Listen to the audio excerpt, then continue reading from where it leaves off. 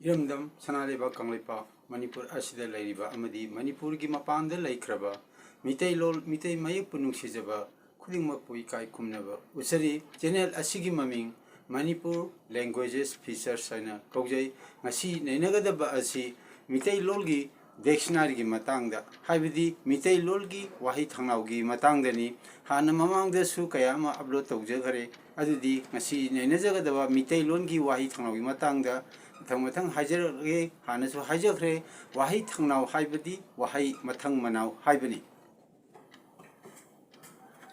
Mitei Lol, Wahi Tangnau, Mitei Lol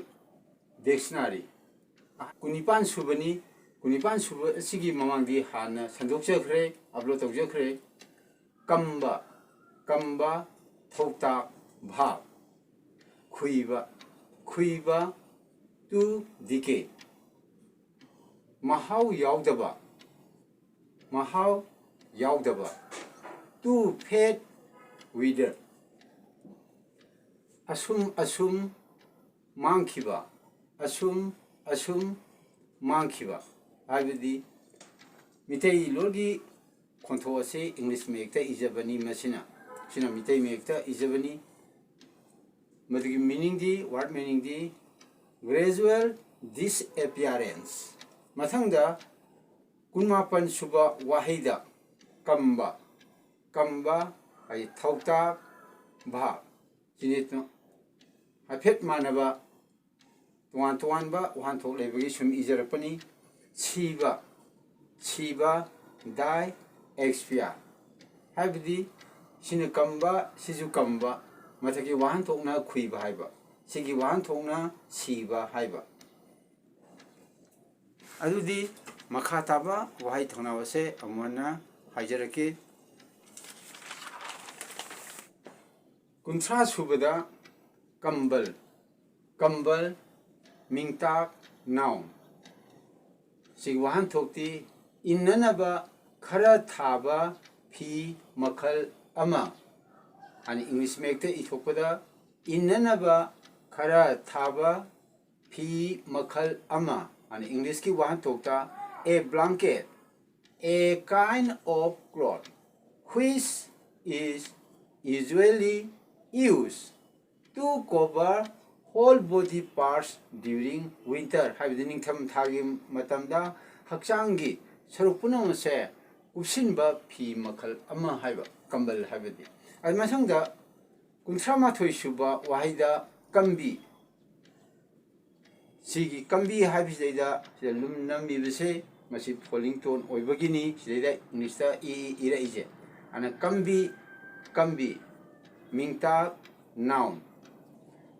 Port Habnaba, Laibakna Saba, Patra, Makal Ama. Port Habnaba, Laibakna Saba, Patra, Makal Ama, and Arthan Besel. Adudi Hoji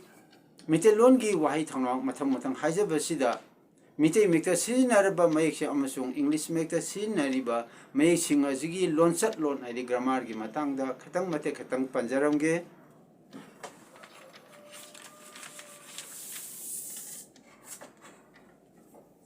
Hanamamang the Su Hajakre Essing number 1 Gida, see the essing number 1 lady. See the FT. Adi polling Tony Habdi Inapta Lum Happy Busi polling Tony ini Habdi secondary symbol Gamani English Harga Mitilonda Harga Saitapni Amasanga asterisk number 2 Tau Hare the Diasmasa Ama Singtwe Masikarino Tauta Habani English Bahab Hargazu Kangne Habdi Taubu Oiba Leba Sinsimba Kangnaba Atar Adimasanga Asterisk number 3 unle asterisk number 3 da unle mahau hayu matam da ire unji karino rising tone aidi ayangban mathang da sida si kari ga mane habida yu ga manne inung ye aidi rising tone ade mathang da 4.1 da da sida lum hape si falling tone Masikari Gamani Havda, Ogamane, un na si kari ga mane habda sida lum hapsalak pasi falling tone ni masi English ta o ga mane inung ye ni masi falling tone ni use as lonsum moina sijine sida e baji asing number 4 ni sida 1 sida la isi sida yaw da ba hay matamda masi falling tone oy maram nam si kari ga o ga mane ana use as lonsum masi kari ga sumane yugi makhada phaina line chingba sumane but conventionally o is used adubu yugi makhada phaina line chingbu di mahuta mase English ta o oina sanabi amu oina sijinai adani sidaida yaudaba harpu matamda sidaida mahau yaudaba harisi sida mahau yaudaba hay matamda mahau yaudaba hay matamda unlumji karina mohusale English ki o mai na sili sing matang ha pet Germany matangda a string number sida anizigi can be matangda nota mtanga hajaronge unji reda yetalum nambagi mahuta mathaktu oina lum namaba masi kaino siju falling tone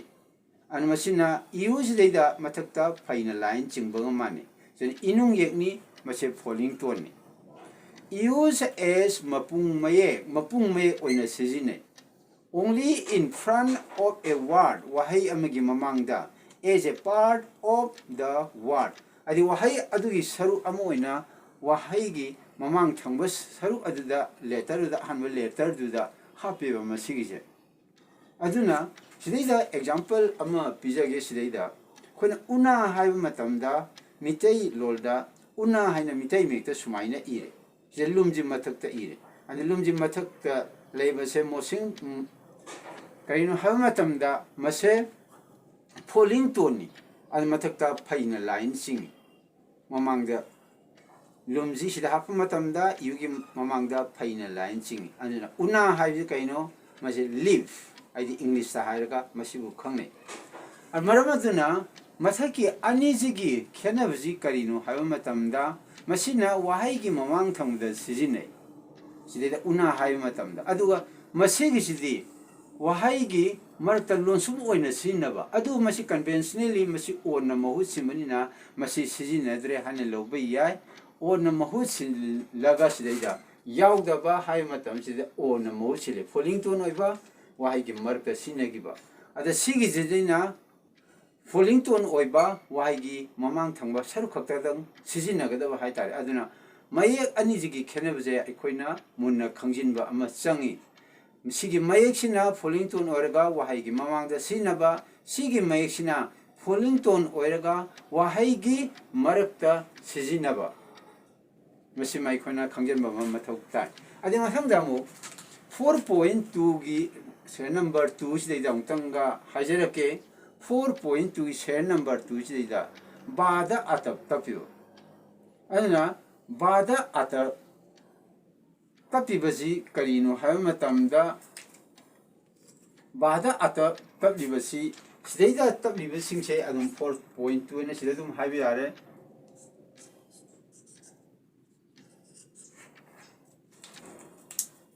sida bada atap habliba asi ba asi lonsum nate khangalli aduna sidaida bada atab hablibsi kariginu haymatamda mangkhiba haymatamda baji lonsum nate haibji khangaleba masi karigumba atapsi hapamdaba targadi masi aikhoina kari haina pagadageda mangkhi ani sumaina pakhiba yaeba madu padana gidamakta mangkhiba hadi khonto humna punjanba haitare mang ki ba hay sumaina khonto sarpa sida atap tap matungda lonsum natabnina adu kariguma sida lonsum sida atap tapam da batargadi mang khip ana khonto ani de loisin gada maram aduna bada atap tap haibase masi yamna darkar oi lonsum nate takna bagi damakta adi makhada mo string number 5 sigi matang sida mu yengasi mang khiba hay matamda sida ngawlon sumda lum ama hape masi kaino falling tone masi falling tone oy maram na english ta ng makhada phaina line singi anu sidai da english ta ng makhada phaina line che an mang khiba hai matam da ngawlon sum jide da makhada phaina line ama singi aduga mang khiba haina sigo konto ase tholi ngasigi oinadi mitai lolgi wahai thangnogi maramda neina jaba haibadi mitai lolgi dictionary matangda neina jaba matang asida loijare channel asigi maming manipur languages feature haina kawi karigumba yengbiriba singna hanba yengbo orgadi channel asibu comment pibiru subscribe tawbiru amadi awada pa kaya habiru lol mek chakhat hanbada mateng pangminasi ngasigi oinadi matang asida loisinjarage